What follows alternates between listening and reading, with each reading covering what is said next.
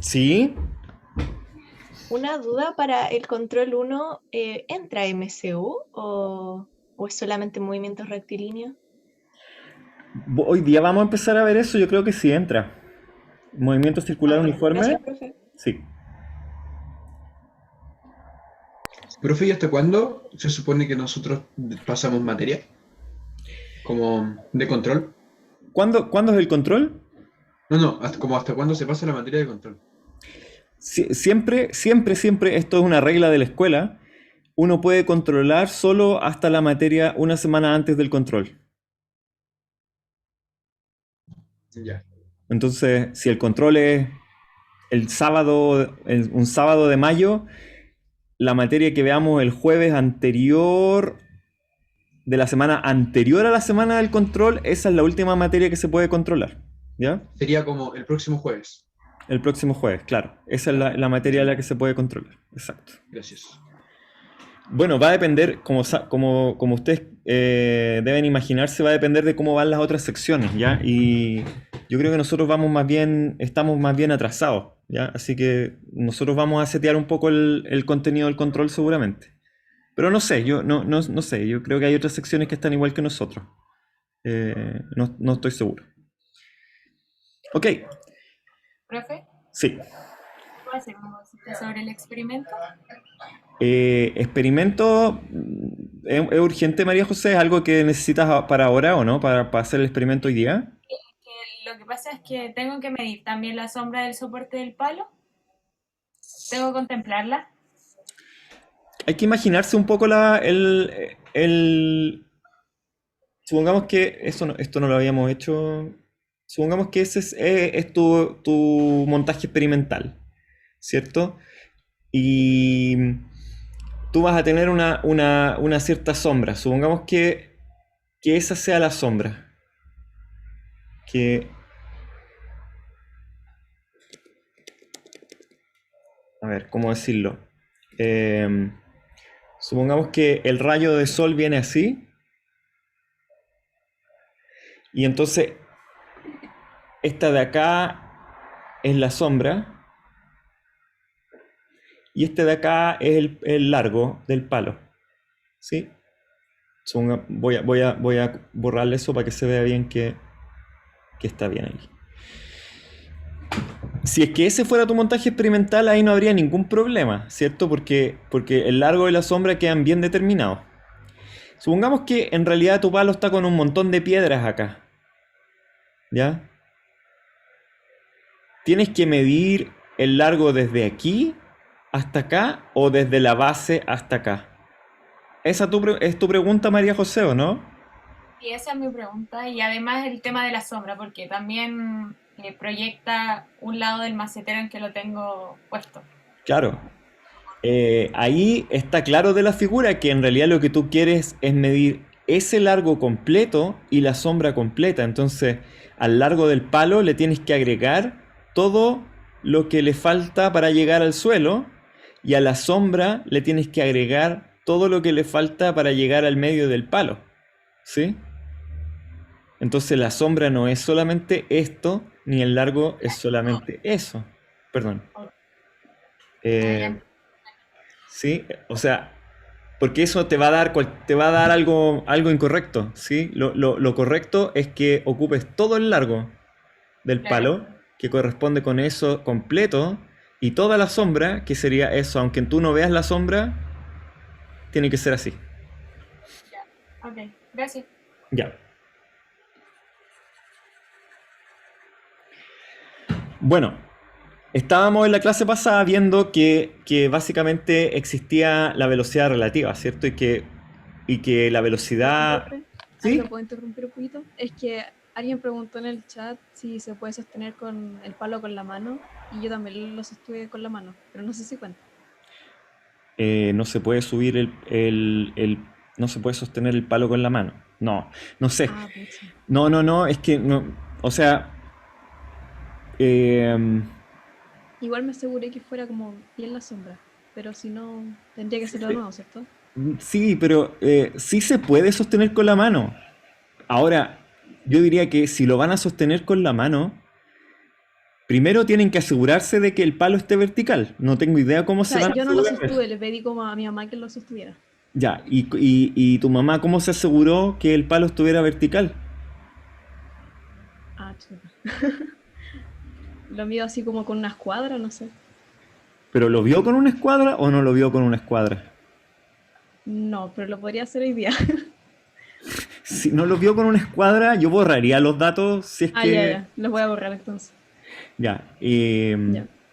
tiene que haber una plomada, algo, o sea, ella tiene que estar segura de que está vertical el palo y tú tenés que estar segura de la... Claro, pero si es por sostener el palo, yo diría que no se puede hacer con una pura persona, eso es lo que te iba a decir. Si es por sostener el palo, con dos personas. Ya, gracias, profe. Ya.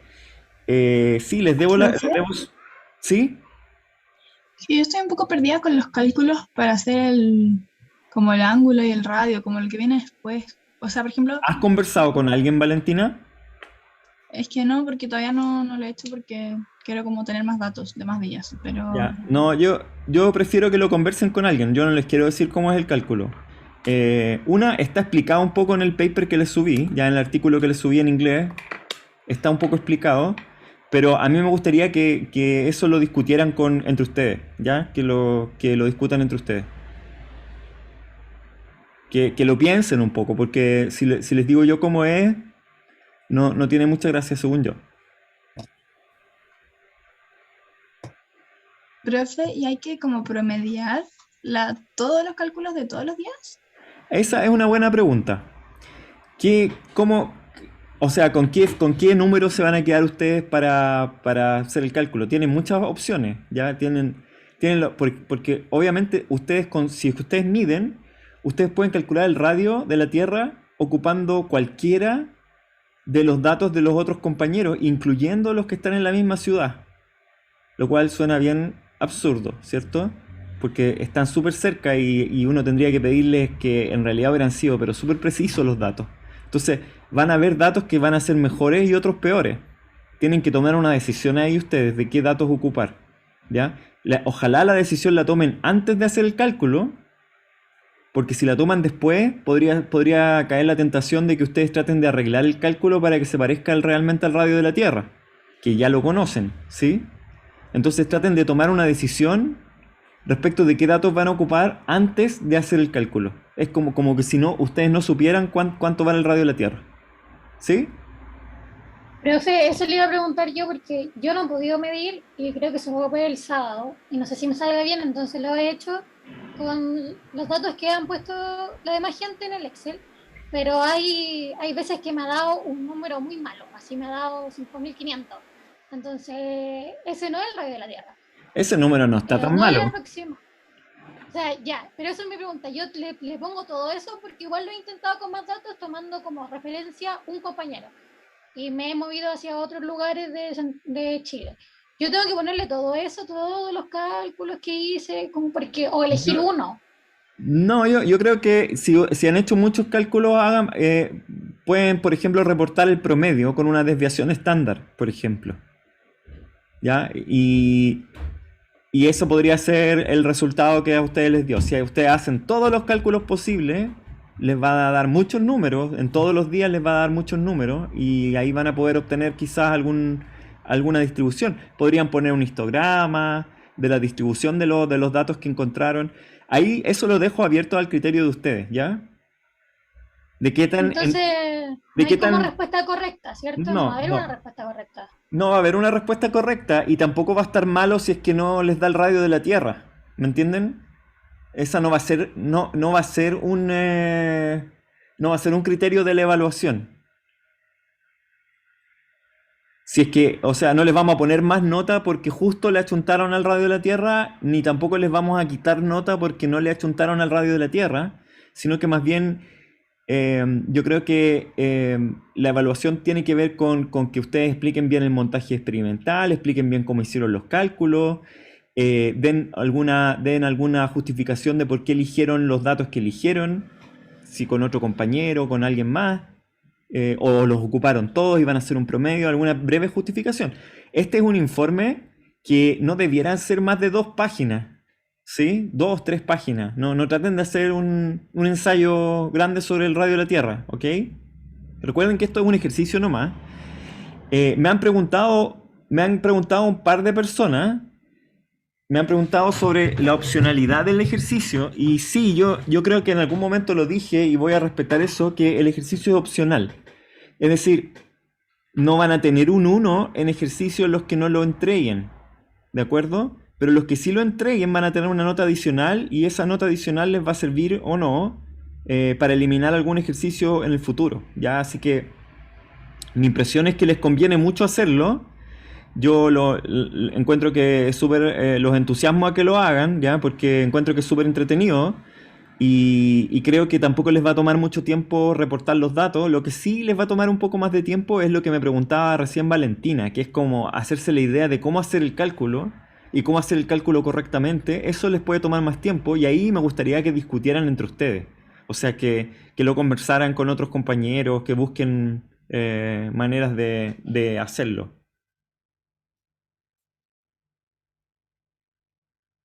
No sé si alguien vio el mapa que puse ayer de la distribución de los datos que tenemos. Yo Sí. lo vi, profe. Sí, yo lo vi. Lo encontraron entretenido o no lo encontraron entretenido? Yo lo encontré interesante.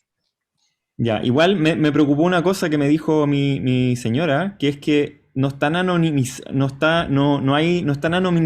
los datos en la planilla y básicamente como que todos podrían saber dónde viven sus compañeros, ¿ya? Eso me preocupó después. No me di cuenta que habían sido tan precisas los datos que entregaron. ¿Está en internet? ¿Dónde ustedes viven? No lo creo. Sí, profe, se sabe todo en esta vida. ¿Y dónde? En el root, No me acuerdo cómo se llama la página, pero uno pone el nombre completo de una persona y te sale la dirección. En el rutificador, porque está con los datos del padrón electoral que es público. Entonces Ya, sale ok. domicilio electoral en internet. Bueno, no sé, me di cuenta, igual me puse como a copuchar, pero para mí mismo nomás. Me di cuenta, por ejemplo, que hay 2 personas en el curso que son vecinos. No sé si se dieron cuenta que eran vecinos. Viven en San Bernardo como a 1 cuadra. Así que se pueden juntar a hacer el trabajo. Me pareció súper interesante la distribución, ¿ya? Y en realidad no los vi todos, pero me puse lamentablemente soy demasiado curioso, ¿ya? Eso es una deformación de los científicos, pero en mi caso es como demasiada curiosidad. No me puse a mirar así, hoy todas las casas donde viven los alumnos, no, nunca tan psicópata, pero sí vi como dónde viven las distribuciones, me miré las ciudades y todo. Cuando uno pone esto en MATLAB, hay un pequeño código que permite incluso ver las calles. ¿Ya? MATLAB es está como súper... Yo tengo la última versión de MATLAB que es como... Hay un formato en que uno hace los mapas como en Street View. Entonces puedo ver hasta las calles donde viven, ¿ya? No es que lo haya visto, no lo vi, de hecho. Pero sí me llamó la atención los compañeros que eran vecinos. Eso sí me llamó la atención. Y... Bueno, eso me parece interesante. Yo creo que además también me di cuenta de una cosa y bueno, que va a haber como una semana delta. No sé si vieron eso. Sí, profe. Ya. ¿Saben qué? Me tinca una cosa, que me tinca que alguno del curso que se sienta motivado con el ejercicio, que haga una pequeña presentación en esa semana del ejercicio y de nuestros resultados del cálculo del radio de la Tierra. No sé si a alguien le tincaría hacer eso, como en representación del curso. Presentarlo frente como a los otros cursos. Sí, presentárselo a la escuela, como en esta semana de innovación y de cosas prácticas. Porque me tinca como una actividad práctica que se nos ocurrió que no se puede hacer si no es en pandemia, así que como es que interesante para que los demás vean qué fue lo que hicimos. No sé si alguien se anima como a presentarlo en esa semana. Pero, profe, como dijo la Emma en el chat, es sobre la crisis hídrica, como el tema de la semana delta. siempre podemos encontrar alguna conexión con el agua. No se preocupen, déjenmelo a mí. No, yo le voy a preguntar a la directora de la escuela si hay hay algún espacio así como para presentar cosas que han ocurrido este semestre como de innovación o de lo que sea. ¿Ya? Y si es que hay alguien que quiera tomar la batuta, como un par de compañeros así o compañeras que quieran presentarlo, sería choro que presentaran los resultados así como un compacto así de 4 o 5 PowerPoint nomás, una presentación de 10-15 minutos de qué fue lo que hicimos, con fotos de todos los montajes experimentales. Me tinca chori. No sé si les tinca algo así.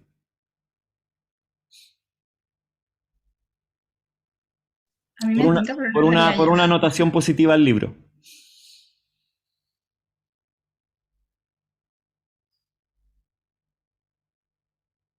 Ya, buena Emma. Ya, tu pregunta entonces. No existe el libro de clase por si acaso, ¿no? Profe, ¿Sí?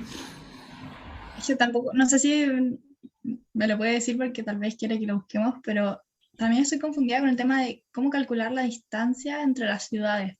Ah, eso es fácil, Valentina. Lo mostré en la clase pasada, se los voy a mostrar de nuevo solo para que lo vean, ¿ya?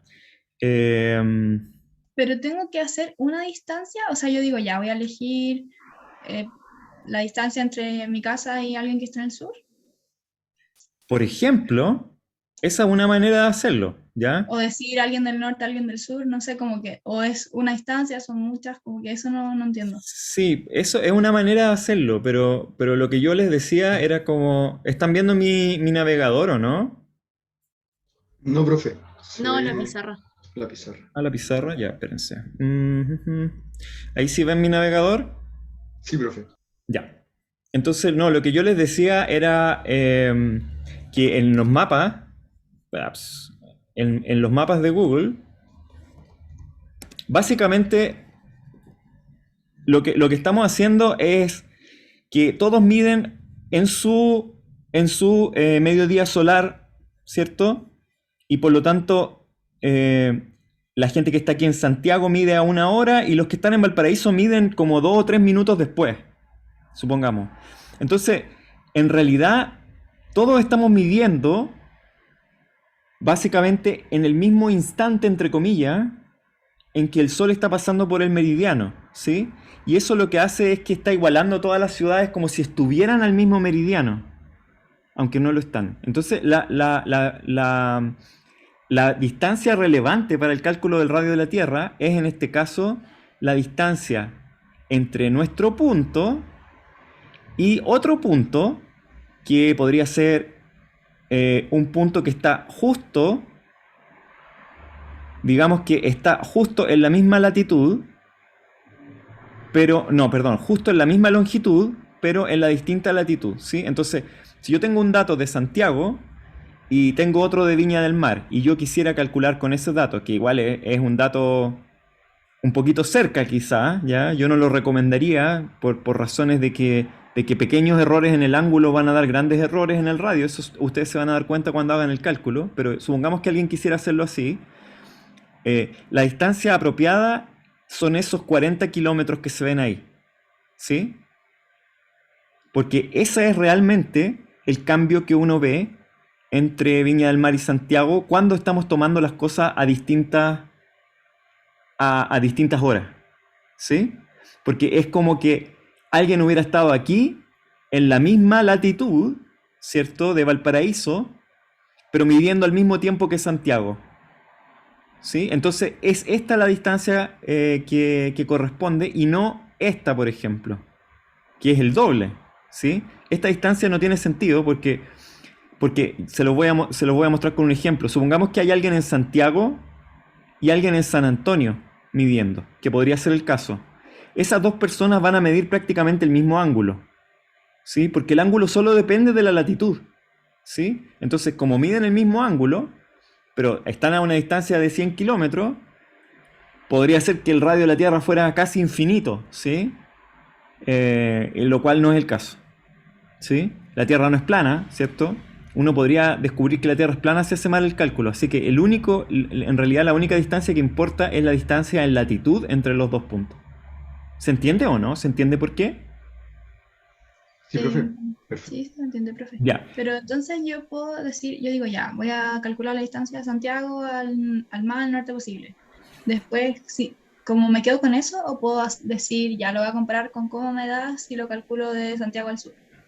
Yo lo que digo, Valentina, es que tú podías hacer varios cálculos, ¿ya? Si alguien preguntaba ahí, no sé quién era, Benjamín, puede ser, si se podía ocupar un programa para hacer los cálculos, si se podía hacer en un programa, y sí se puede, ¿ya? De hecho, yo ya estoy jugando un poco con los datos de ustedes, y es mucho más fácil hacer cálculos con un programa, si es que uno lo ocupa, que hacerlos a mano, ¿ya? Porque incluso, por ejemplo, MATLAB da la posibilidad de calcular estas distancias con una función, ¿sí? Entonces, si uno ocupa una función en MATLAB, uno puede calcular la distancia de sí mismo con todos los demás compañeros, inmediatamente, en una línea de código. ¿Sí? Profe, pero ¿y cómo yo calculo? O sea, yo tengo solo como las longitudes y las latitudes de mis compañeros, entonces ¿cómo yo en el mapa ahí pongo la latitud para saber de mi latitud a esa latitud? Claro, tienes que ponerte en tu longitud y en la misma longitud tuya, tiras una línea, tratas de ubicar el punto que esté en la misma longitud, ahí lo puedes ir mirando así, ya también no necesitas ser exacto, y después tienes que ubicar la latitud de tu compañero, también en el mapa. Entonces cuando logres hacer eso, mides. Pero es como haciendo clic solamente. Sí, igual es posible. En mapas, por ejemplo, de Google, si yo pongo así, menos 33.5, menos 70.69, si yo lo escribo así, Google Maps me entrega al tiro el punto que está justo en esa latitud. ¿Sí? Así que uno igual puede podría uno guardar ese punto y después ocupar otro punto que uno guarde con la misma longitud pero con la distinta latitud, por ejemplo 32.5. Ahora tengo otro punto, ¿sí? No sé si quedó el otro punto que yo dejé, no quedó. Pero por ejemplo en Google Earth, que es como la versión que corre en la CPU de Google Maps, ahí uno puede guardar puntos. Creo que en Google Maps también se puede. Y uno puede calcular la distancia exacta, ¿sí?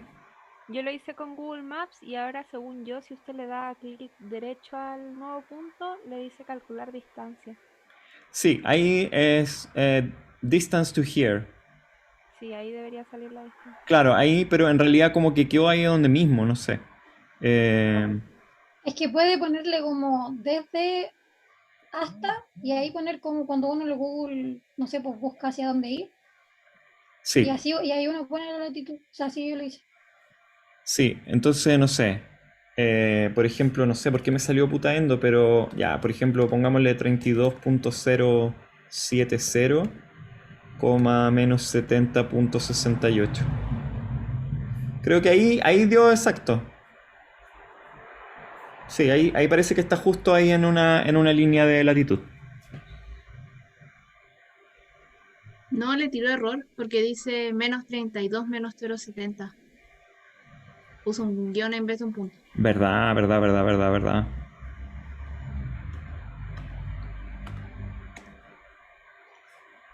Pero en teoría funciona. En teoría funciona, sí. Sí. Eso, bueno, las otras cosas se las he dicho.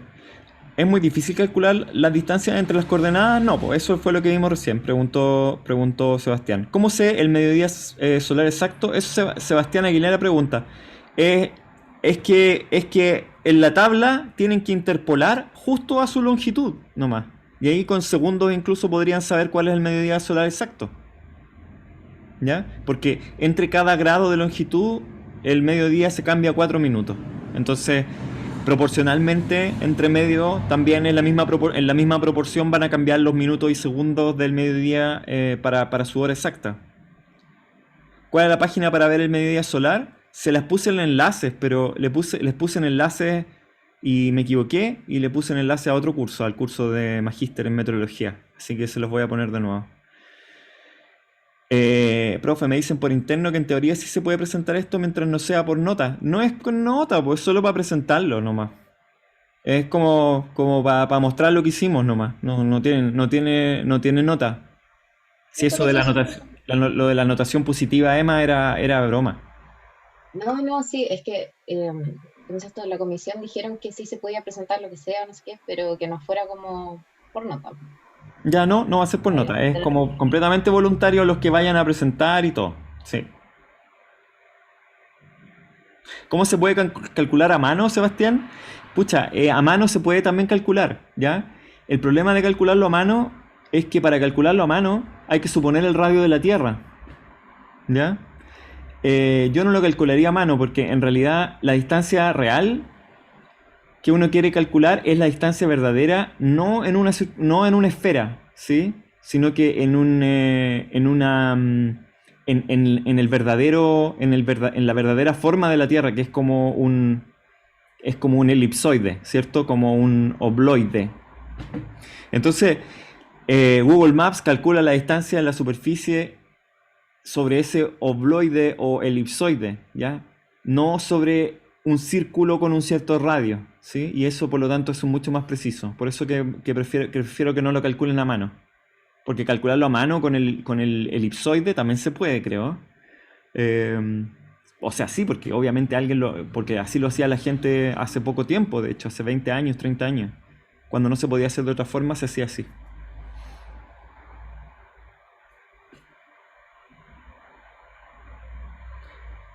Ya, ok, chicos, yo sabía que iban a haber preguntas ¿cómo se llama? Del experimento, pero no esperaba que nos fuéramos a tomar tanto rato. Necesito pasar materia hoy día, pero también tengo que dejarlos que vayan a hacer el experimento, ¿ya? Y los horarios son hoy día, parten como a las 12:35. Entonces voy a las 12:35 voy a dejarlos que vayan y hacemos un break de 10 minutos, de las 12:35 a las 12:45. Bueno, Profe, ¿podría dar uno de 15? Porque a veces como que para terminar de medir el palo, porque al menos yo lo quería medirlo de nuevo. ya. Entonces les voy a dar desde las 12:30, que son 2 minutos más, y no voy a partir entonces todavía con la materia, ¿ya? Voy a esperar hasta las 12:45. Si quieren me siguen preguntando cosas en estos 2 minutos, 1 minuto. Yo tengo una consulta. Rosario, ¿cómo está el tiempo por allá? Ahora está bonito, pero alcancé a hacer mis mediciones el martes, profe, como que estaba nublado, se despejó justo a la hora solar y se nubló de nuevo. Y empezó a llover. ¡Wow! Como que salieron los planetas. Qué maravilloso. ¡Qué bueno! Sí. Y la presentación es como, para entregarlo tengo que hacer como un informe con mi cálculo, con mi conclusión, con las fotitos Sí. del experimento. y Contestando las preguntas, fotos del montaje, pero de verdad les pido que no sean más de 2 o 3 páginas, o sea, es una cosa corta y precisa, ¿ya? Si quieren, por ejemplo, si van a calcular todos los datos de todos los alumnos, ya, háganlo, pero presenten una tabla o un gráfico en que estén todos los datos ahí, ya no traten de mostrar así como cálculo por cálculo por cálculo y en 40 páginas. No se desangren con hacer un informe muy grande, si es solo un ejercicio, ¿ya? Así que, Profe, sí. no me alcanza el tiempo porque la hora aquí es como a las 12:47 ¿Dónde estás tú, Miguel? en Temuco. Ah, ¿estáis Es seguro? como 72,6. Aquí es a las 12:51 y estoy en Valdivia, así que tampoco alcanzo. Oh, es verdad, claro, se me había olvidado eso. Acá también es como a las 12:50 y algo, pero ayer estuvo soleado y justo ayer tenía que ir al doctor. Y entonces, y hoy día también estuvo nublado. Ya, pucha, Maite. Sí, yo sabía que estaba soleado en Puerto Varas porque mis hijastros están allá, están en la casa de su papá.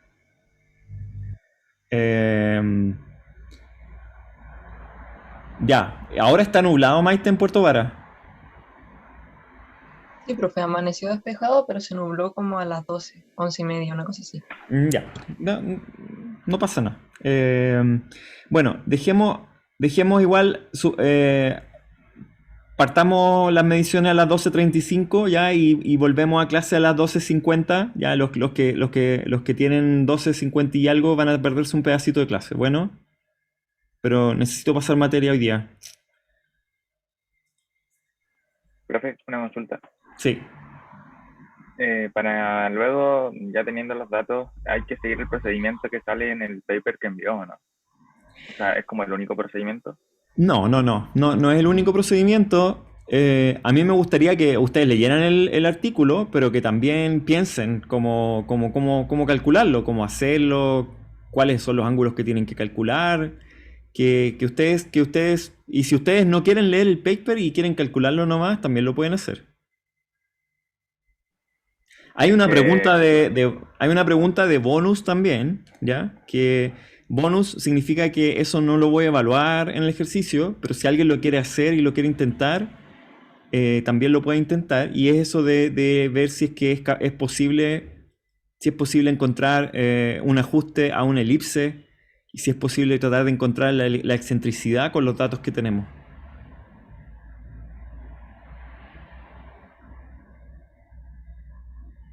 Pero es una pregunta muy random. Es que desde la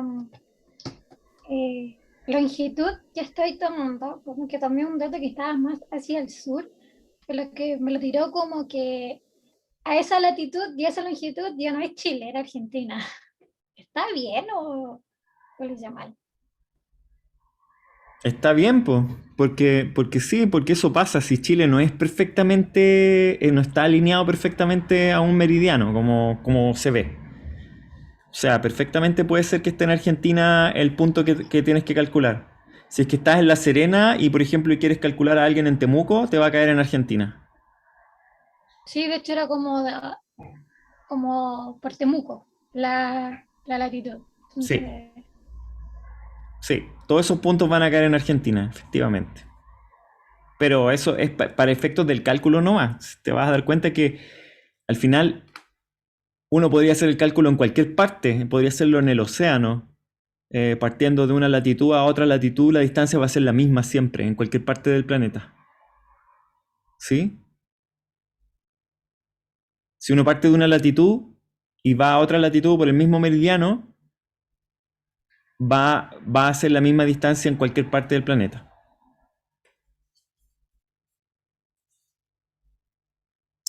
El mediodía solar basta con un dígito porque en realidad igual uno no va a hacer la medición exactamente en el segundo exacto en que pasan las cosas, ¿sí? Yo creo que ya todos se fueron a medir de repente. No, me quedan como 6 minutos. Ah, ya. Tengo ahí mi palito esperando. Está bien. Sí. ¿Sí? Es que en YouTube igual había como en internet otro método que, o sea, no sé si es tan distinto al del paper, pero era que como una regla de 3 con 360 como esa X, y el ángulo que uno mida, esa es la distancia, por ejemplo, no sé, que había entre Siena y Alejandría. Pero no sabría entonces cómo relacionar mi ángulo que yo calculé con la distancia entre las dos ciudades. Sí, bueno, es que eso lo tienen que pensar un poquito, ¿ya? Sí, esa es la cosa, que tienen que pensar un poco. ¿Qué significa el ángulo que están midiendo?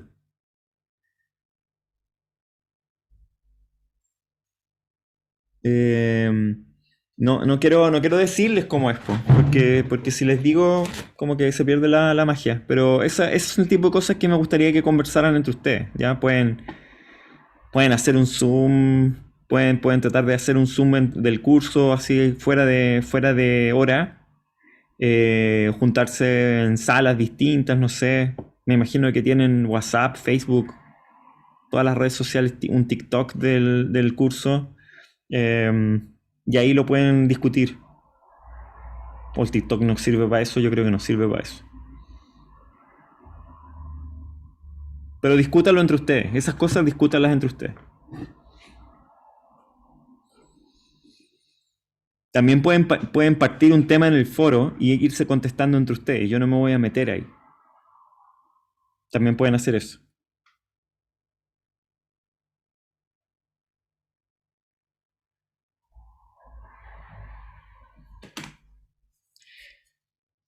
Mientras tanto, podemos ver quiénes van a poder medir realmente hoy día. Vamos a tratar de ver la imagen del satélite.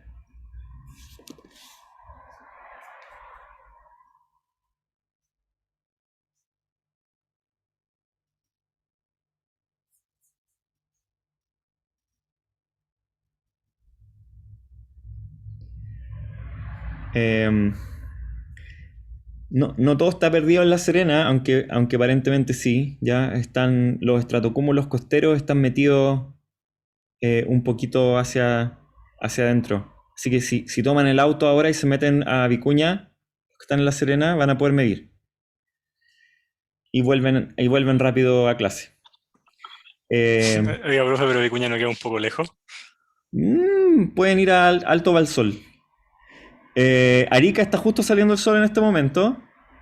Así que Arica puede medir todo Chile Norte. Copiapó despejado, La Serena nublado, Costa de la Quinta Región nublado con los mismos estratocúmulos costeros. Santiago está con unas nubes altas, pero esas nubes altas no van a obstaculizar la sombra, así que van a poder medir igual. Acá la Sexta y región del Maule están con el famoso gusano, ya que a esto así le llaman los meteorólogos de la Dirección Meteorológica a esta nube, que es una nube baja que en invierno está todos los días en la mañana ahí, ya la típica niebla arrastrada que justo cruza por la carretera panamericana. Ese se llama el gusano, y el gusano nos está permitiendo medir, ya, a todos los que están ahí. Después Biobío se ve bastante bien, Concepción. En Chillán justo está pasando una nube alta, ya, y esa podría ser un poquito gruesa para medir, ya, pero al sur de Los Ángeles, diría yo, se puede medir. Araucanía se puede medir. Los Ríos está ok. Y lamentablemente la región de los lagos entra en la nubosidad de nuevo. Aquí hay un sistema, una baja presión que tiene todo nublado acá. Así que no se puede medir en la de los lagos. Pero... Oiga, profe, una pregunta. Sí. Eso que se ve como por Puerto Montt, no, como en el océano, es como un...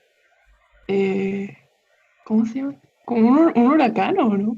No es un huracán, pero es un ciclón.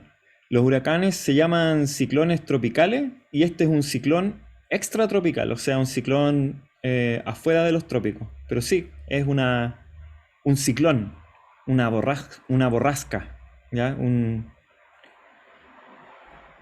Es súper bonito. Y fíjense cómo, miren, meteorología ahora en estos minutos. Fíjense cómo entra el aire frío por detrás del ciclón, ya, esto gira así. Entonces en el sur se sabe que cuando llueve hay viento norte, ya, porque el ciclón gira así. Entonces en la parte delantera hay viento norte. Eso viene con bastante lluvia probablemente. Y en la parte trasera es aire como desde el polo que se empieza a subir. Y este es aire frío. Y ese aire frío llega hasta acá.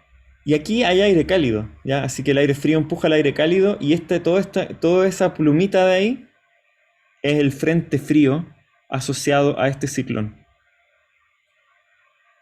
Así que ahí hay un frente frío que va a empezar a pasar por el sur. Ya, así que hoy día y probablemente mañana tampoco se ve muy bien para el sur. Desde los lagos, incluso desde la Araucanía al sur, probablemente no van a tener datos. Van a alcanzar a medir hoy día nomás. Y no sé, bueno, La Serena va a salir el sol, ojo. En La Serena va a salir el sol, pero no va a alcanzar a salir para hacer la medición. Creo. Profe, yo estoy en Ovalle y hay un sol radiante. Sí, pues, aquí está Ovalle. Ups, me fui muy...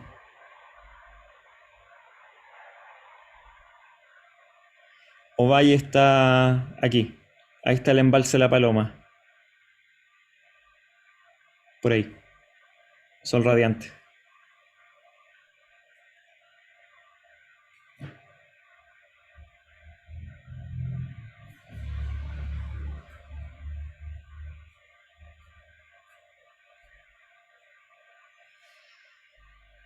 Curicó nublado, sí, Leonardo. Ese es el gusano. Échale la culpa al gusano.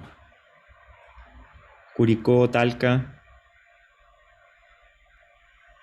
Tenemos que rellenar un rato mientras vuelven los compañeros. ¿Profe? ¿Me escuchas? ¿Sí? Sí, es que yo estoy cerca de Curicó, estoy en Chimbarongo y también está nublado y al ver el tiempo me parece que de aquí al sábado también va a seguir nublado. ¿Tú sabes lo que significa Chimbarongo, Silvana? Pueblo de niebla, una cosa así, Sí, sí, lugar de niebla. de niebla. Chimbarongo tiene ese nombre justamente por estas nubes. O igual porque llovió y antes de ayer cuando hubo sol hice mal la medición. Entonces voy a tener que usar las medidas de otros compañeros.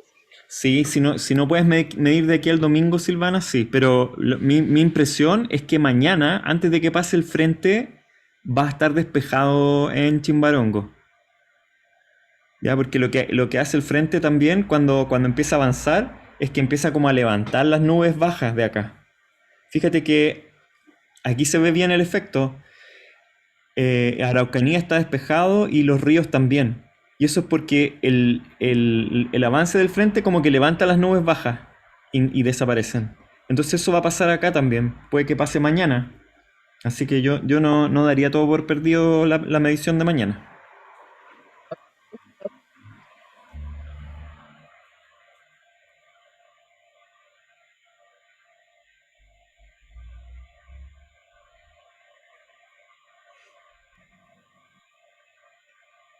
Yo lo encuentro medio hipnótico la imagen de satélite.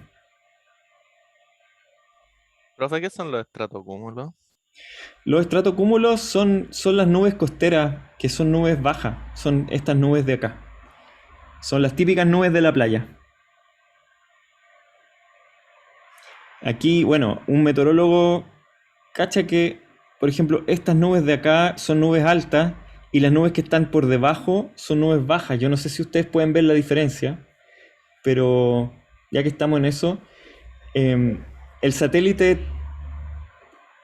ve en varios distintos canales, ¿ya? Entonces, por ejemplo, uno puede cambiar esto de acá y en vez de que ese geocolor lo que hace es como tratar de imitar lo que vería un ser humano desde el espacio, ¿ya? Ese es el geocolor, pero uno puede mirar esto en el infrarrojo, ¿ya? Y en el infrarrojo las cosas se ven distinto. Entonces, las nubes altas acá tienen colores y las nubes bajas tienen colores opacos. Entonces, fíjense, esas nubes que yo les decía que eran nubes altas que están pasando por Chillán, se ven efectivamente como nubes altas y las nubes bajas se ven como bien opacas, ¿ya? Y se ven porque en realidad el satélite en este canal infrarrojo lo que está viendo es como la temperatura del tope de las nubes. Entonces, temperaturas más cálidas son nubes más bajas, temperaturas más frías, que son esos colores azules, ¿ya? Por ahí está la escala de colores de esto. Acá está. Fíjense, va del 30 grados, 20 grados, 10 grados, 0 grados, menos 10, menos 20. Desde menos 30 en adelante, menos 50, menos 60 son las nubes más altas.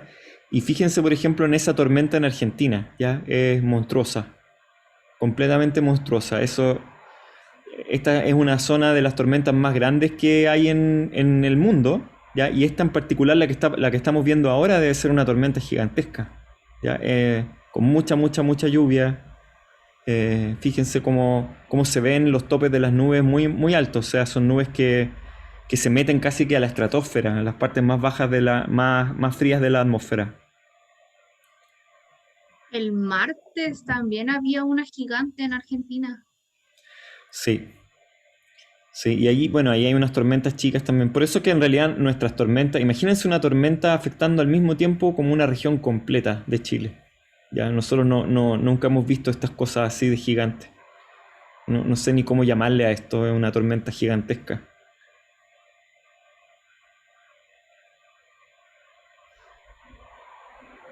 cómo se mide como la altura de la nube así?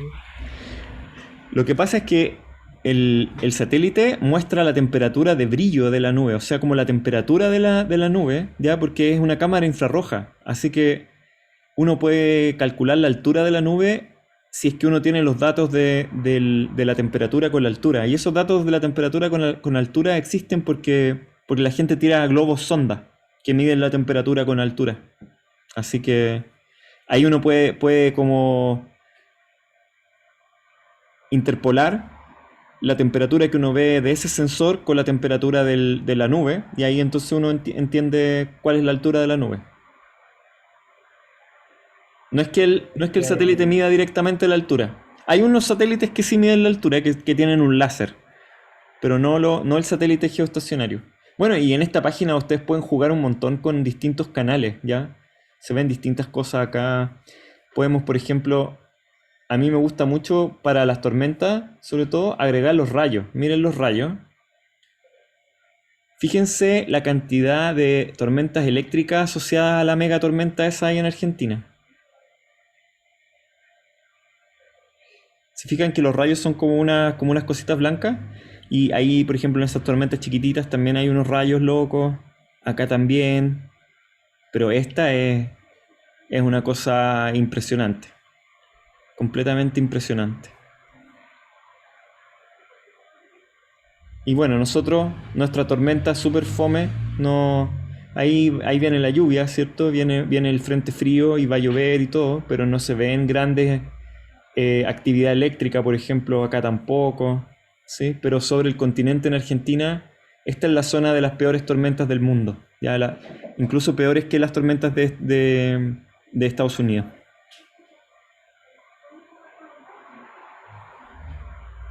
Y de las cuales se sabe menos que en Estados Unidos, ¿ya?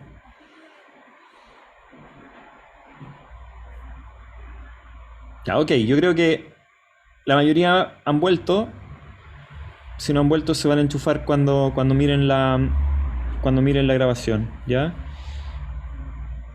Entonces lo que estábamos viendo hasta la clase pasada era esta superposición de movimientos que uno podía hacer, que básicamente vimos que hay una velocidad relativa, ¿cierto? Que se define como la resta entre la velocidad de un objeto y del otro, y que ese concepto de velocidad relativa nos permitía, por ejemplo, entender cómo el movimiento de un barco en un río, este era el ejemplo, consistía en un movimiento del canal más un movimiento relativo del río respecto del canal, ¿ya? Y eso nos daba por resultado entonces el movimiento absoluto del bote, que era la combinación de estos dos, ¿cierto? Que sería lo que vería un observador que está fijo en la orilla, ¿sí? Que no ve al bote moviéndose en ningún ángulo, sino que más bien ve que el bote se mueve directamente hacia el observador en línea recta al canal.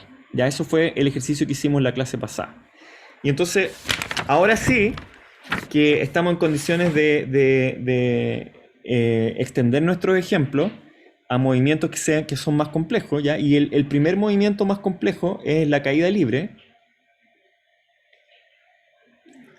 Y entonces Galileo fue el primero en entender esto, ¿ya? Él hizo muchos experimentos, ¿cierto? Hizo el experimento de tirar una pelota en el aire y medir la aceleración de gravedad. Se dio cuenta que la aceleración de gravedad valía algo así como g. Fue el primero en determinar que la aceleración de gravedad de un objeto no dependía de la masa del objeto, ¿sí? ¿Y cómo lo demostró? Lo demostró porque mostró que, bueno, se supone que hizo ese experimento en la torre de Pisa, ¿cierto? En la torre inclinada de Pisa, que me va a quedar súper linda con mis habilidades artísticas. Pero entonces estaba Galileo ahí y tiró una pelota grande y una chica, y las dos cayeron al mismo tiempo, ¿ya? Pero mejoró su experimento, si no me equivoco, fue él el que hizo un tubo de vacío, ¿ya? Y en el vacío lanzó una pluma y lanzó una pelota, y en el vacío las dos cayeron al mismo tiempo, ¿ya? Y demostró que en realidad la atracción que ejercía la Tierra sobre los objetos no depende de la masa de los objetos, es independiente, y por lo tanto le llamó a eso la aceleración de gravedad, y la aceleración de gravedad es constante para todos los objetos, ¿ya? Aproximadamente igual a 9,8 metros por segundo al cuadrado hacia abajo, ¿ya? Y entonces, ¿cómo interpretar un movimiento de caída libre? Lo primero era que en realidad, y esta es una ley que vamos a verla en todo su esplendor cuando empecemos con las leyes de Newton, pero ya Galileo ya lo conocía, y lo que se dio cuenta es lo siguiente, que si es que un objeto tiene una cierta velocidad y se mueve a una cierta velocidad, ese objeto va a permanecer moviéndose en esa velocidad siempre y cuando no haya alguna injerencia externa que lo perturbe, ¿ya? Eso sería una manera de decirlo, ¿ya? Y que uno lo podría llamar la ley de la inercia.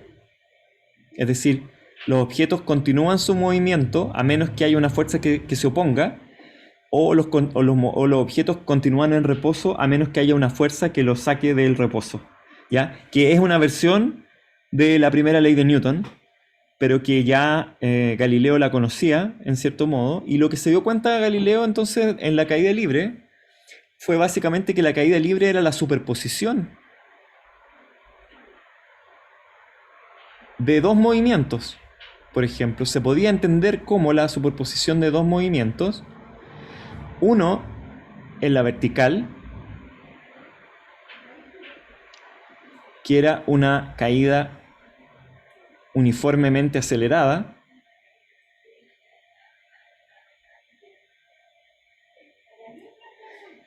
y otro movimiento ocurriendo en la horizontal, sujeto a esta ley de la inercia, ¿ya? O sea, si es que había una velocidad, entonces el cuerpo iba a mantener esa velocidad.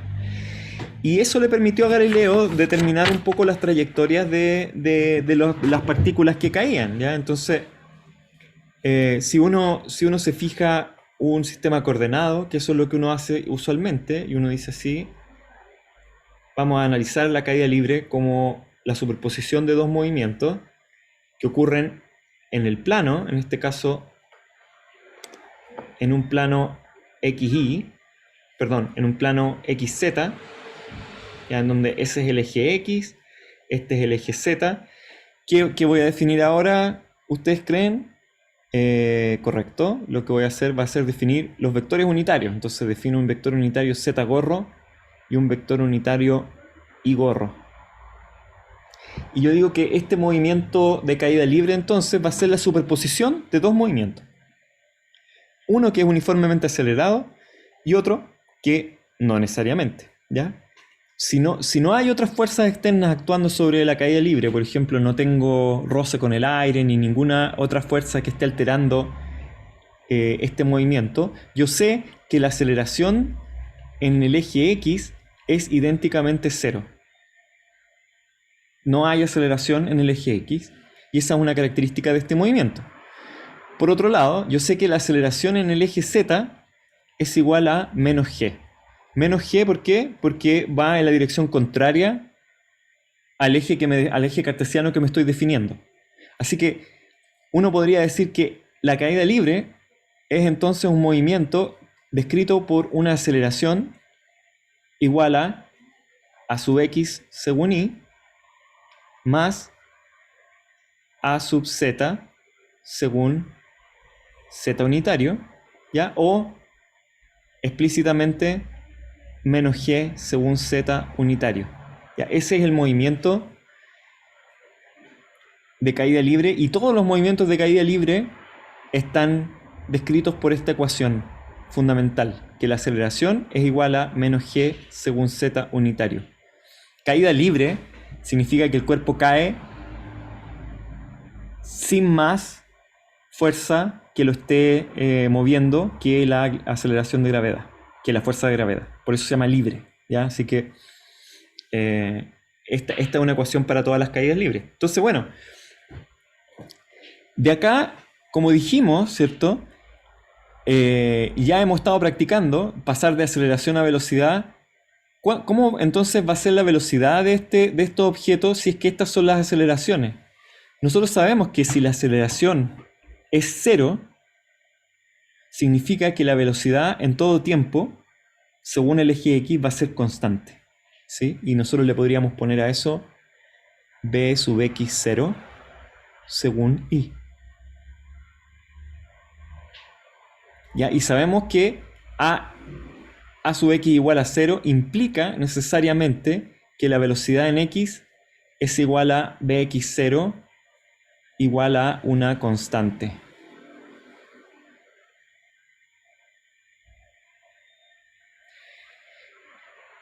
¿Qué pasa ahora con la velocidad? Entonces, pero aquí también hay otra componente, ¿cierto? Nosotros también esperamos que haya una componente b sub z según z unitario, ¿sí?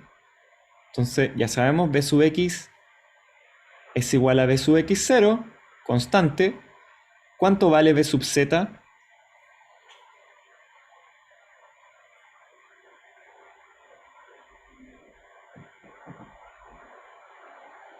¿Cuál es la velocidad de un movimiento uniformemente acelerado? BZ sub 0 más menos G por T, sería como, ¿o no? Algo así. Exacto, exacto. Si el movimiento uniformemente acelerado, la velocidad en z va a ser lo que sea que es la velocidad en el tiempo inicial menos G por T. ¿Sí? Donde obviamente, como estamos tomando el eje Z hacia arriba, significa que si yo lanzo mi objeto con una velocidad inicial que va hacia arriba, esa velocidad va a empezar a disminuir con el tiempo hasta que se convierte en 0, incluso podría ser negativa. Significa que el objeto va a empezar a bajar. Así que esta es la ecuación con B0Z, constante, e igual a la velocidad en el tiempo igual a 0, ¿cierto? Bz en t igual a 0 es bz0. Y por supuesto que desde la velocidad, a partir de la velocidad, yo puedo ahora pasar también a la posición, ¿sí? Y tengo que la posición en el tiempo ahora, si es que yo tengo un movimiento uniformemente, un movimiento rectilíneo uniforme en X, eso es lo que tengo, ¿cierto? ¿Cuánto vale la posición con el tiempo? Si yo sé que la velocidad es constante en X.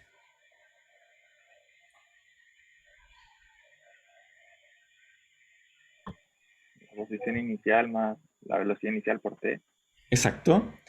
Entonces x de t va a ser x0, que va a ser una posición inicial que no sabemos cuál es, más bx0 por t.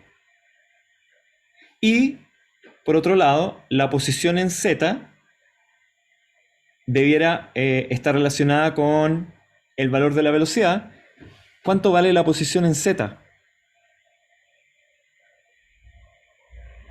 Es la posición en un movimiento uniformemente acelerado. La posición en z va a ser z0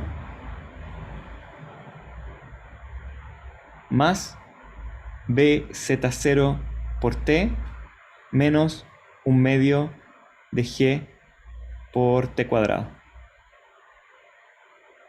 ¿Profe? ¿Sí? No entendí por qué la velocidad de z es una constante si tiene aceleración. No es una constante. El bz es una constante menos g por t. Así que bz no es constante. Lo que es constante es la velocidad inicial. ¿Sí? Ah, ya. Gracias. Entonces, la posición ahora vectorial de la partícula, ¿sí?, va a ser x0 más bx0 por t, según y, más z0 más bz0t menos un medio de g por t cuadrado, según z unitario. ¿Sí? Y básicamente, ¿qué es lo que estamos diciendo?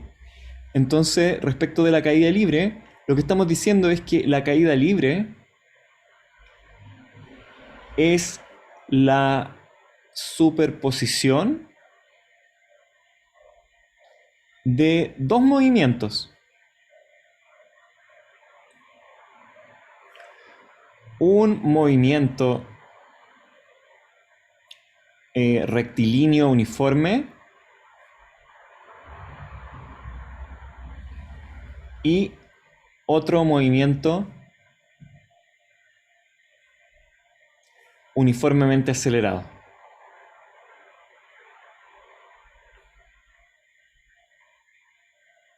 Y por supuesto podemos tratar entonces esto de manera vectorial, ¿cierto? Porque tanto la posición es ese vector como la velocidad también es un vector, ¿cierto? ¿Cómo es el vector velocidad?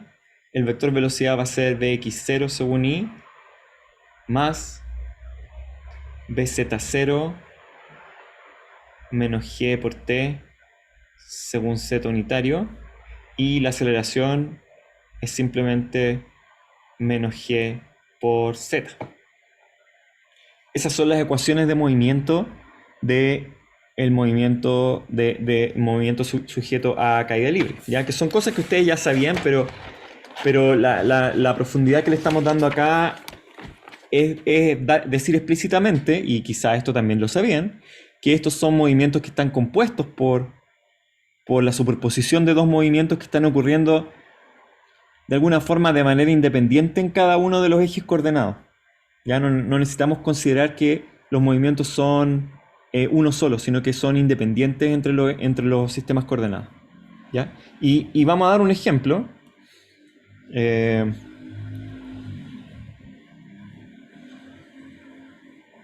No sé, mis hijos me hacen ver películas y de repente a uno se le ocurren problemas de las películas, pero claro, me di cuenta que este problema, a pesar de estar en una película, igual es un problema bien sencillo que siempre aparece. No sé si ustedes vieron una película que se llama El Castillo Ambulante. ¿Alguien la ha visto o no? Sí. Sí. Ya, entonces no Sí, sé. yo. Howl, que es como el dueño del castillo ambulante en un momento, la vi recién, así que por eso me acuerdo de los nombres de los personajes, tira a Sophie para meterla como en una casita, ¿sí? Y la lanza y justo Sophie cae en la casa antes de que la agarren los fantasmas esos que andan persiguiendo a Howl.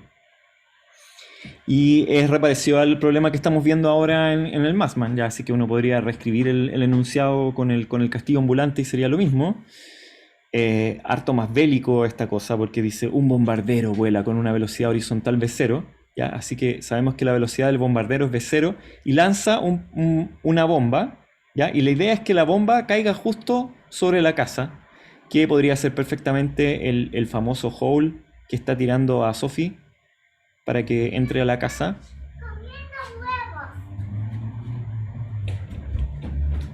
Y la pregunta es la siguiente. El bombardero, el avión o Howl va a ver la casa con un cierto ángulo, ¿sí? Que es este ángulo de acá.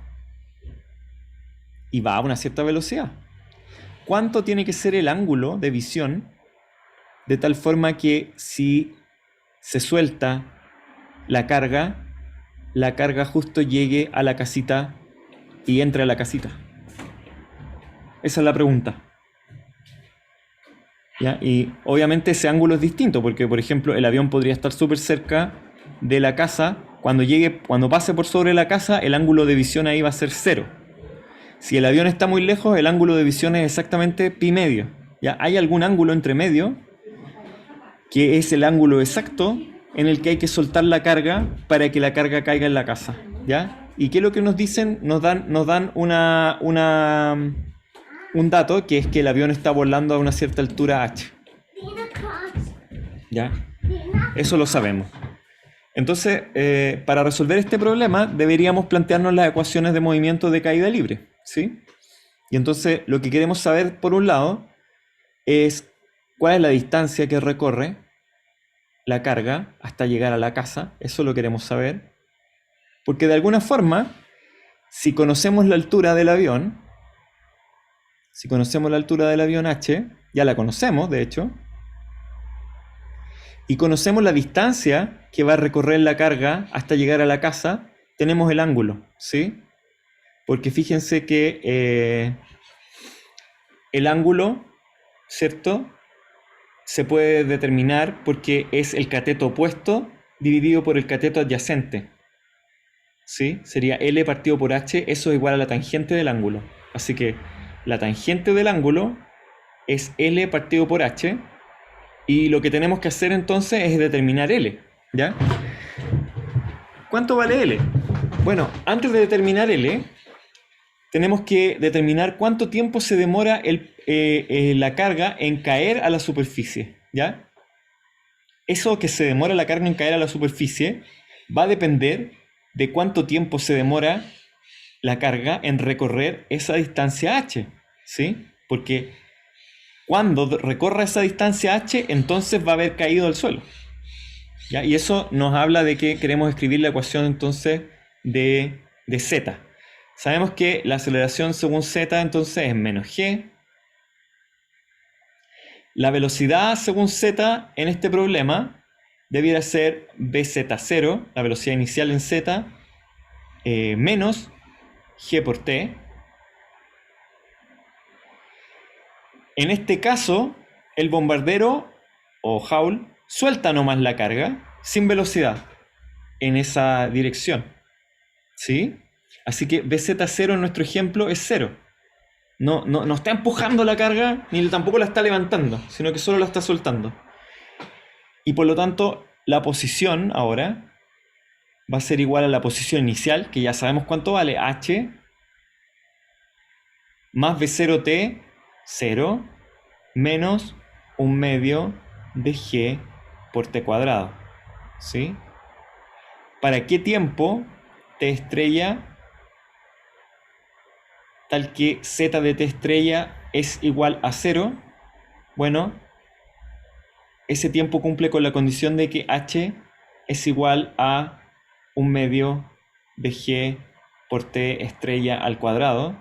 Así que eso implica que t estrella es igual a 2 h partido por g raíz de eso. Ese es el tiempo que demora la carga en caer, ¿sí? Ahora, ¿cuál es la distancia L que recorre? Para eso necesitamos mirar ahora las ecuaciones en X. La aceleración en X es 0, ¿cierto? Porque no hay aceleración en X, no hay otra fuerza más que la velocidad del bombardero que se va a expresar en velocidad. La velocidad en X es constante y es igual a la velocidad del bombardero porque la carga se suelta y cuando se suelta la carga tiene la misma velocidad con la que iba volando Joule o recorriendo el bombardero, ¿sí? Esa es la velocidad v0 y es constante. Y eso nos indica el tiro que, de nuevo, nuestro movimiento es rectilíneo uniforme y por lo tanto la distancia que recorra va a ser igual a la distancia inicial, que uno podría decir que es 0, ¿ya? Podríamos partir nuestra distancia acá en 0. Nosotros queremos que llegue a L esto. La distancia que se recorra entonces va a ser igual a 0 más v0t y nada más, ¿cierto? Porque no tiene aceleración. Así que L, la distancia que recorra en realidad la carga, va a ser igual a v0 por este tiempo estrella, ¿sí? Y eso implica entonces que la tangente del ángulo φ es igual a v0 raíz de 2h partido por g dividido por h. Podemos meter el 1 sobre h, lo podemos meter como un cuadrado adentro de la raíz y nos va a quedar v0 por raíz de 2gh. O Maxman hizo igual, metió también el v0 para adentro y entonces esto queda raíz de 2v0 cuadrado partido por g por h. Profe, ¿eso sería la distancia horizontal partido por la altura? Sí, pero eso es igual a la tangente del ángulo, así que en realidad la respuesta correcta del ángulo es que el ángulo es igual a arco tangente de la raíz de 2v0 cuadrado partido por gh. ¿cierto? Ya, esa es una aplicación sencilla de movimiento caída libre. Ahora, ustedes verán que este es un movimiento particular que no tiene nada o sea, es importante para nosotros y es importante para la física y nos ayuda a resolver un montón de problemas y por eso uno lo estudia, ¿ya? Pero este es un ejemplo nomás. Las herramientas que hemos desarrollado hasta el momento nos sirven para cualquier caso, incluso para el caso en que, por ejemplo, hubiera también una aceleración en el eje X, podría haberla, ¿sí? Podría ser que en vez de ser un objeto inerte, fuera un objeto que tiene capacidad de acelerar, como un dron, por ejemplo, ¿ya? Así que podemos estudiar cualquier cantidad de casos acá, pero bueno, hay muchos ejercicios de caída libre en el apunte y en las auxiliares también van a ser, ¿ya? Entonces, ahora quisiera, en los últimos 20 minutos que nos quedan, hablar sobre el movimiento circular uniforme. Profe, ¿puedo hacer una pregunta antes, como ¿Sí? cortita? O sea, siempre que nosotros, por ejemplo, tengamos un ejercicio de ese tipo que nos dé por ejemplo, un resultado que tangente de algo, seno de algo es igual a tanto. Entonces nosotros siempre para expresar el resultado, para poner que el ángulo vale tanto, lo vamos a poner como la inversa de el valor que nos había dado, ¿o no? Sí, sí. ¿Así está bien dejarlo expresado así? También dejarlo expresado así. Ahora, va a haber casos también en que van a poder calcular esto, ¿ya? Y ahí hay que tener ojo porque recuerden que el arco tangente no es una función biyectiva. O sea, hay muchos ángulos para los cuales el arco tangente es igual a esto. Entonces, hay un ángulo que sirve y los otros son son soluciones matemáticas nomás. ¿Y eso cómo lo veríamos, profe? Bueno, Gacho. es que tiene que ser físico, pues, porque, por ejemplo, supongamos que el ángulo te da igual a 100, el ángulo puede ser, por ejemplo, supongamos que el resultado es el siguiente, que el ángulo puede ser 45 grados o puede ser también 135 grados. Si el ángulo es 135 grados, significa que tú estás tirando la bomba como para arriba, en circunstancias o que el avión está viendo que la casa está arriba de él. No tiene sentido, ¿sí? Los únicos ángulos que tienen sentido en realidad para este problema son los ángulos entre 0 y pi medio. Entonces, tú podrías incluir esa condición. Ah, ya entendí, ya entendí. Eso era. Gracias, profe. Ya. Ya, ok. Entonces, ¿qué es el movimiento circular uniforme? El movimiento circular uniforme no es eso, porque me quedó una elipse. Vamos con el círculo, vamos. Ahí sí. Movimiento circular uniforme es un movimiento que ocurre en un círculo, ¿ya? Y que ocurre uniformemente con velocidad uniforme, ¿sí? O con rapidez uniforme, porque ya vamos a ver que en un movimiento circular uniforme la velocidad no es constante, ¿sí? ¿Se entiende que no es constante la velocidad? Se entiende porque la velocidad es un vector y de alguna forma estoy haciendo que el vector velocidad está cambiando todo el tiempo. Todo el tiempo estoy teniendo distintos valores de la velocidad. Así que no pareciera que la velocidad sea constante, ¿ya? ¿Cómo determinamos este movimiento circular uniforme? Podría ser que uno ocupara coordenadas cartesianas, ¿cierto?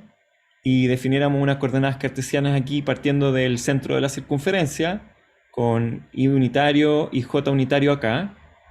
Y obviamente la posición de la partícula va a estar siempre en un radio, ¿sí? Así que la distancia desde el origen hasta la partícula siempre va a ser r, lo que sea que vale r.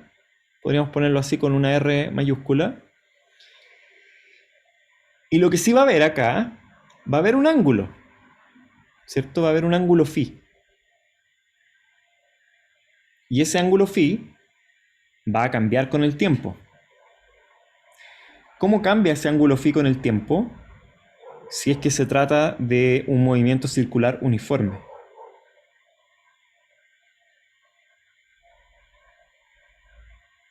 Uniformemente.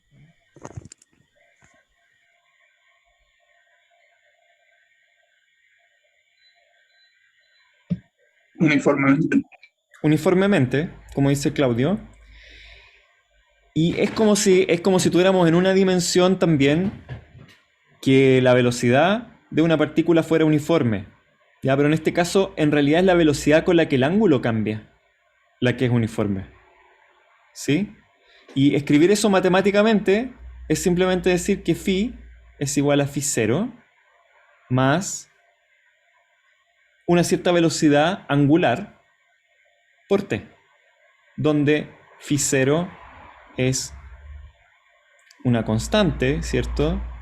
Y esa constante simplemente equivale a phi en t igual a 0, o sea, al ángulo inicial, que uno podría partir de cualquier ángulo inicial, y omega 0, también constante, y este sí tiene nombre, ¿cierto? Y esto se llama la velocidad angular. ¿Ya? Y tiene todo el sentido del mundo que si es que el movimiento es circular uniforme, la velocidad angular sea constante. Eso es lo que uno esperaría. Así que esta ecuación de acá representa el movimiento o el cambio del ángulo con el tiempo. El ángulo está cambiando, ¿cierto?, a una velocidad omega 0. Y está dando la vuelta completa por acá. Y todo el rato el ángulo va siendo distinto de esta partícula. Ok. Y entonces, dado que conocemos el ángulo y cómo cambia en función del tiempo, y dado también que tenemos esta ejes coordenados y j, podemos encontrar entonces ahora la posición de la partícula en todo tiempo, ¿sí? Como una función vectorial. ¿Cuánto vale el vector r? Posición de la partícula en coordenadas cartesianas. ¿Cuánto vale este vector? Bueno, ya lo hemos hecho un poco, ¿cierto? Este vector va a ser una proyección acá, va a tener una proyección en X y va a tener una proyección en Y. ¿Quién me dice cuál es la proyección en X del vector posición de la partícula? R coseno del ángulo. Va a ser R coseno del ángulo phi, que lo podríamos escribir al tiro así, ¿cierto? Según Y, más la proyección en el eje J. R seno del ángulo. R seno del ángulo según J. ¿Ya? Y esta es la manera entonces de escribir la posición de la partícula para todo tiempo. ¿Sí?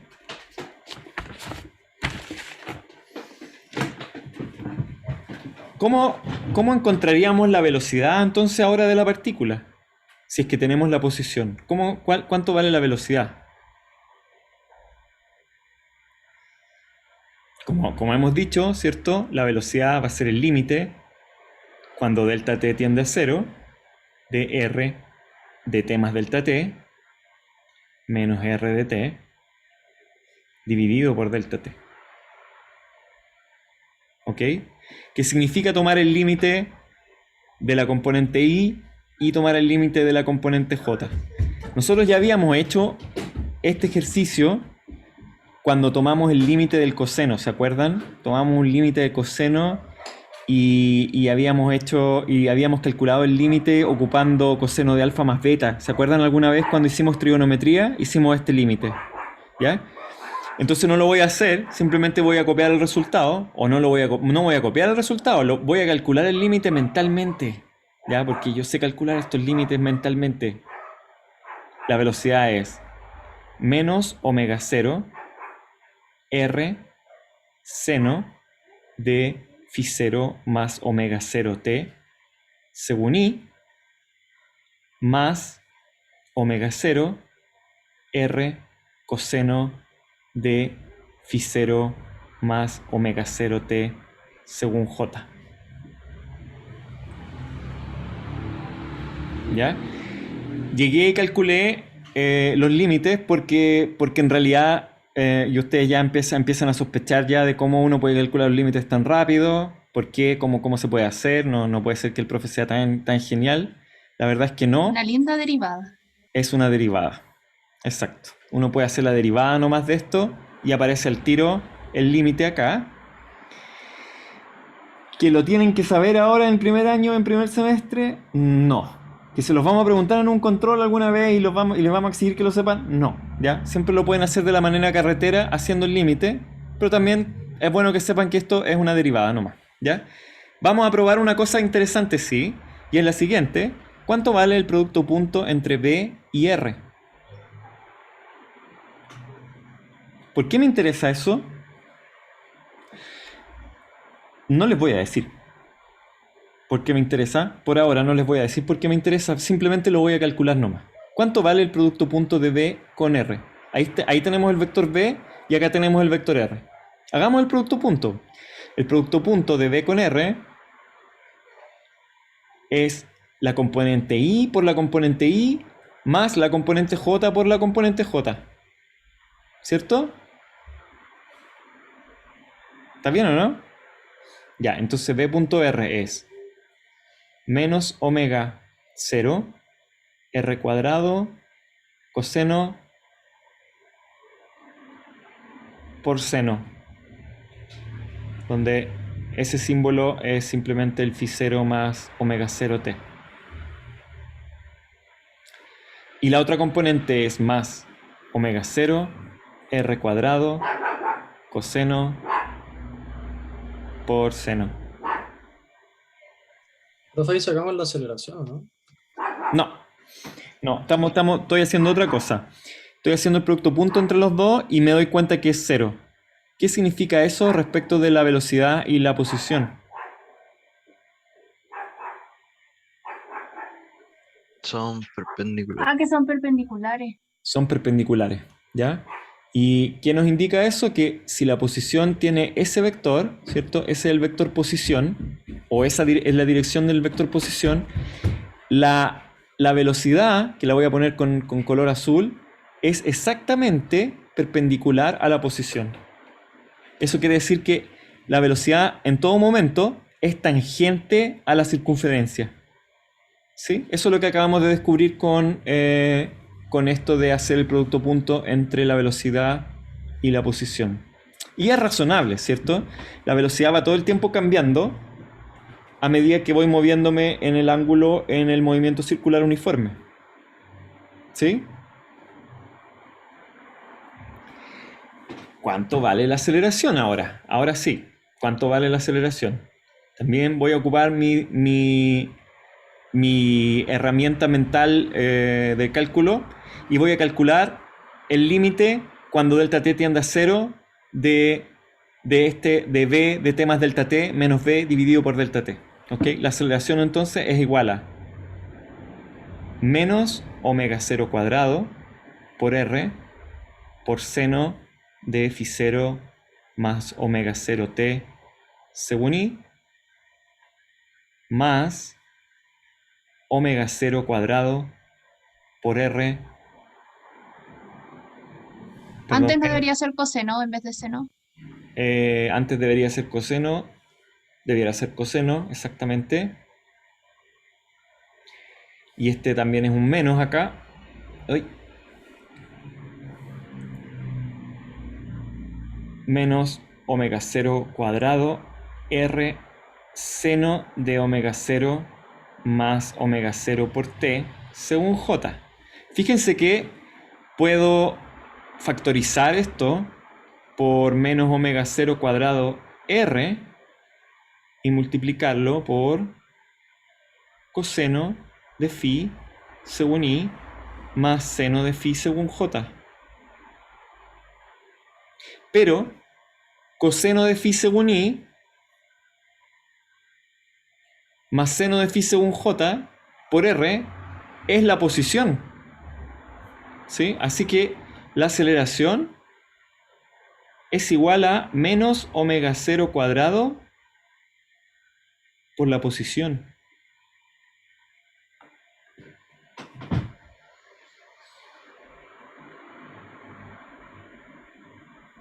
¿Qué? ¿Por qué? ¿Cómo? ¿Cómo es posible? Ya, recuerden que hice magia acá nomás. Magia ¿cierto? Y tomé el límite y hice magia, ¿ya? Tomé el límite cuando delta t tiende a 0 de b de t más delta t menos b de t partido por delta t, ¿ya? Y entonces encontré la aceleración del movimiento. Pero lo curioso es que la aceleración del movimiento es menos la velocidad angular al cuadrado multiplicado por el vector posición. Ya, es un resultado bien raro, pero ya se los voy a explicar y el resultado es así. ¿Qué quiere decir esto? Volvamos a dibujar nuestro movimiento circular. Volvemos a poner acá el centro. En rojo les voy a poner la posición. La posición de la partícula es cualquiera, ¿cierto? Ahí. Ups. Ahí estamos. ¿Cómo es la velocidad? Dijimos. La velocidad es un vector que apunta en esa dirección, ¿cierto? Esa es la velocidad del movimiento uniforme. Esta es la posición del movimiento uniforme. Y ahora vamos por la aceleración. ¿Cómo es la aceleración del movimiento uniforme? ¿En qué dirección va la aceleración? Opuesta a la posición. Va opuesta a la posición porque tiene un signo menos y multiplicado por omega 0 cuadrado. Así que la aceleración es así. Esa es la aceleración. ¿Cuánto vale el módulo de la aceleración? El módulo de la aceleración es el módulo de este vector.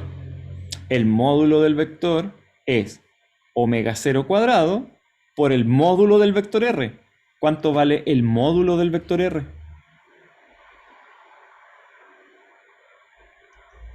Radio.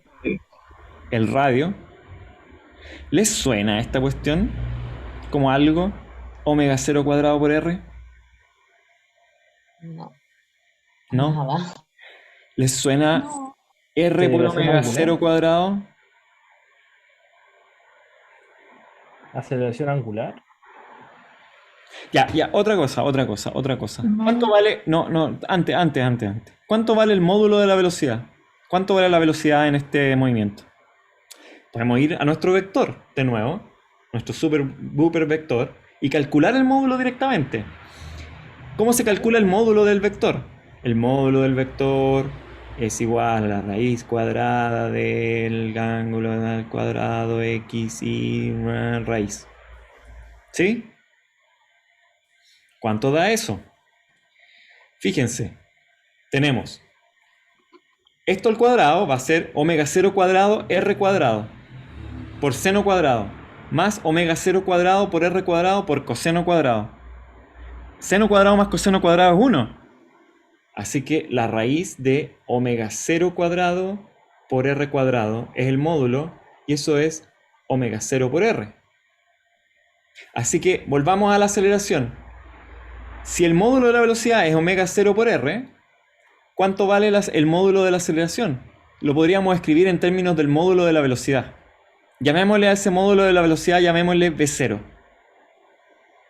El módulo de la aceleración entonces también se puede escribir como omega 0 cuadrado por r o v0 cuadrado partido por r.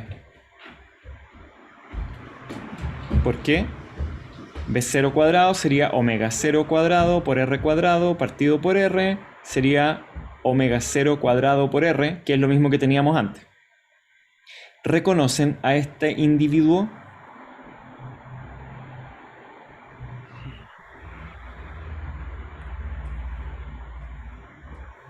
La aceleración angular, no me acuerdo cuál es. Tangencial, ¿o no? V0, no. V0 cuadrado partido por r apuntando hacia el centro del movimiento. Centrípeta. La aceleración centrípeta.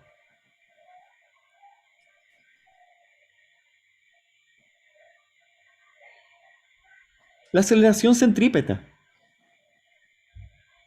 Así que, fíjense, curiosamente, en el movimiento circular uniforme, la rapidez es constante, la velocidad angular es constante, la velocidad no es constante, pero no porque cambia la rapidez, sino que porque cambia su dirección. Y en ese cambio de dirección aparece una aceleración. Esa aceleración apunta hacia el centro de la circunferencia y tiene un valor v0 cuadrado partido por r o omega 0 cuadrado por r, y esa es la aceleración centrípeta. Toda la aceleración es centrípeta en este movimiento. ¿Puede haber un movimiento circular en donde haya más aceleraciones? Sí. ¿Cómo sería, Claudio? Una aceleración, pero a la velocidad tangente. Una aceleración tangencial, claro. Uno podría tener también una componente tangencial en la aceleración, además de la aceleración centrípeta, ¿ya? Pero en este caso no hay aceleración tangencial porque el movimiento es solamente uniforme en velocidad. Así que, pero eso implica que siempre es necesario una aceleración, ¿sí?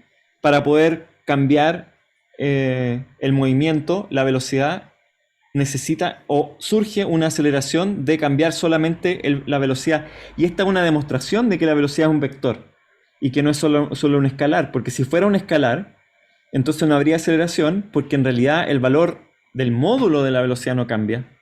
Lo único que cambia es la dirección.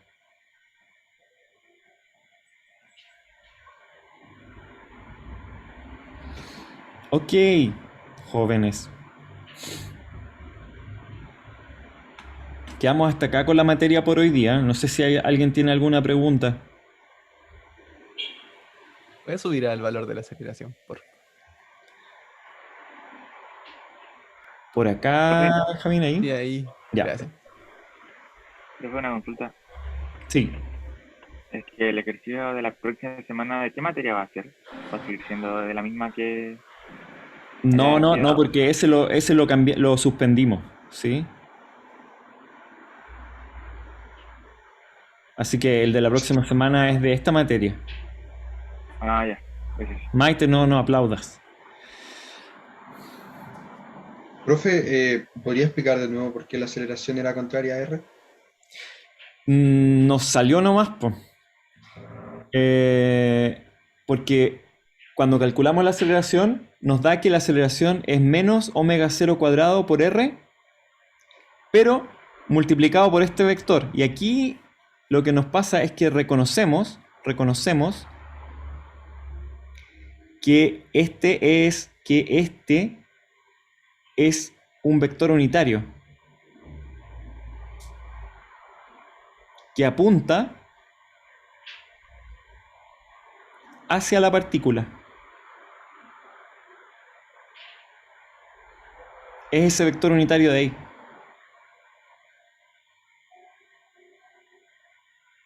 Coseno de phi según i más seno de phi según j. Entonces ese vector unitario apunta hacia la partícula, así que si es que la aceleración es menos esa cantidad, que es positiva, por el vector unitario, significa que la aceleración apunta en el sentido contrario. ¿Se entiende o no? El paso clave ahí es que nos damos cuenta que este vector es como la posición. De hecho, R por este vector es la posición de la partícula.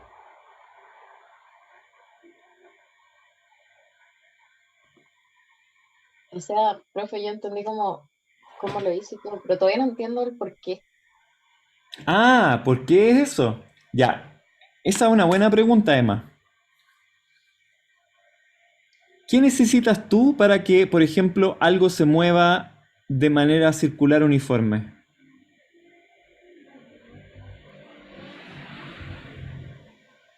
Necesito como un punto. Que su radio siempre sea el mismo, una cosa así. Sí, pero por ejemplo, pensemos en un movimiento simple que se puede reproducir que sea un movimiento circular uniforme. Supongamos que yo amarro una piedra con un hilo, ¿ya? Y entonces empiezo a darle vuelta así y trato de mantener la piedra a la misma velocidad todo el rato. ¿Se imaginan? ¿Se lo Sí. imaginan o no? Sí. ¿Cuál es la fuerza que yo estoy ejerciendo sobre la piedra? ¿En qué dirección está yendo la fuerza?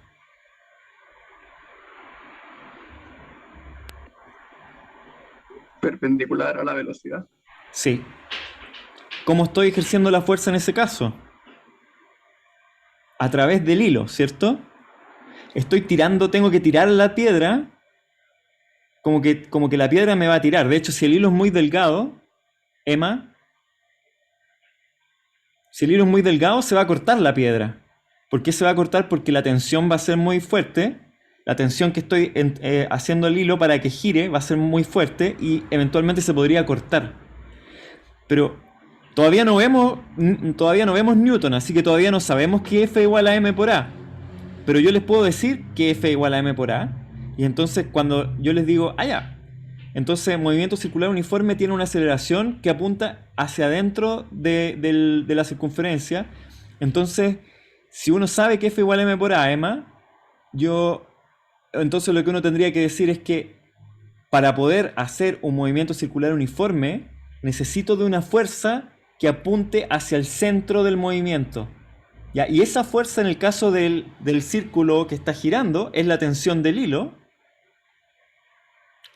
La tensión del hilo apunta en la dirección hacia adentro del movimiento y permite equilibrar esa aceleración. De esa forma F igual a M por A. En otro movimiento, que podría ser, por ejemplo, la órbita de la Luna alrededor de la Tierra. La órbita de la Luna alrededor de la Tierra es un movimiento bastante parecido a un movimiento circular uniforme con periodo de 28 días. En ese caso, la fuerza que está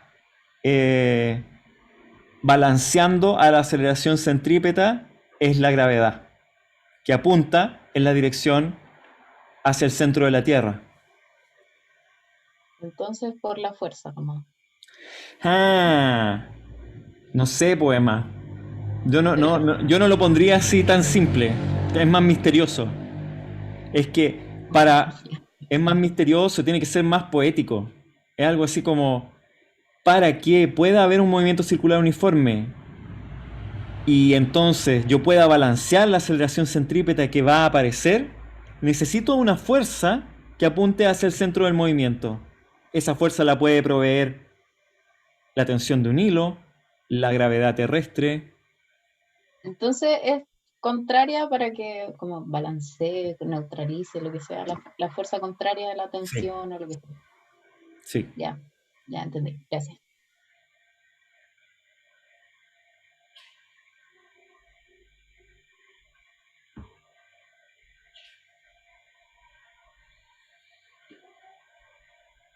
Bueno, chicos y chicas, cuídense, síganse cuidando, que tengan un buen fin de semana y buen almuerzo y cuídense mucho. Si puede ser el jueves el ejercicio para tener auxiliar, sí puede. Profe, ¿Sí? ¿qué ejercicio de los libros nos recomienda como de esto? Ya, ahora se abrió harto el... Yo les había dicho en todo caso, se abrió bastante las posibilidades. Ahora son todos los ejercicios desde el 10 en adelante. ¿Sí? O sea, más de 10 en adelante. Del capítulo 3, 11, 12, 13, 14, 15, 18, 19, 21, 20, 24, 25, 27. Profe, y para estudiar para el control, ¿nos recomienda hacer ejercicios del Massman o de los mismos controles anteriores? Yo les recomiendo que para el ejercicio estudien del Massman y después para los controles estudien de los controles anteriores. Ya, perfecto. Sí. Profe, Sí. entonces, como hasta ahora en el control estaría entrando hasta el capítulo 3 del Massman, cinemática en 2 y 3 dimensiones. Sí, pero ojo que esta parte de movimiento circular uniforme es la última parte del capítulo 3. Así que la próxima semana voy a empezar con dinámica, con las leyes de Newton. Si es que todos las secciones han visto leyes de Newton, podría ser que entrara leyes de Newton en el control. Pero están bien entrenados. Hemos tenido ejercicio casi toda la semana. Yo los veo bien. Sí. La semana del control va a haber ejercicio. No, la semana de control no va a haber ejercicio. Profe, Ya, gracias. Sí. ¿cuánto va a ser el ejercicio? O sea, ¿de cuánto tiempo? El ejercicio de la próxima semana, Jueves. sí, voy a intentar que sean 20 minutos.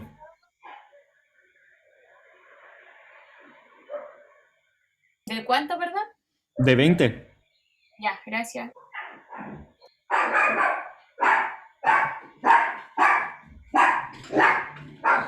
Profe, ¿y entonces el ejercicio del jueves? Sí, dejémoslo para el jueves. Que suba la pizarra, sí, siempre se me olvida subir la pizarra. Porfa, si se me olvida subir la pizarra de nuevo, me pueden mandar un email. Si no la subo como a las 3 de la tarde, me pueden mandar un email y ahí me voy a acordar. Profe, Matías. sé que tal vez algo tarde, pero ¿qué significa el omega cero? Ah, no, el omega Porque cero se me es como una constante que es la velocidad angular. La velocidad angular del movimiento. Ya. Sí. ¿Cuál era el módulo de la velocidad, profe? Se me olvidó. Y no lo anoté. El módulo de la velocidad es V0, pero es omega 0 por R. Ya, sí, claro.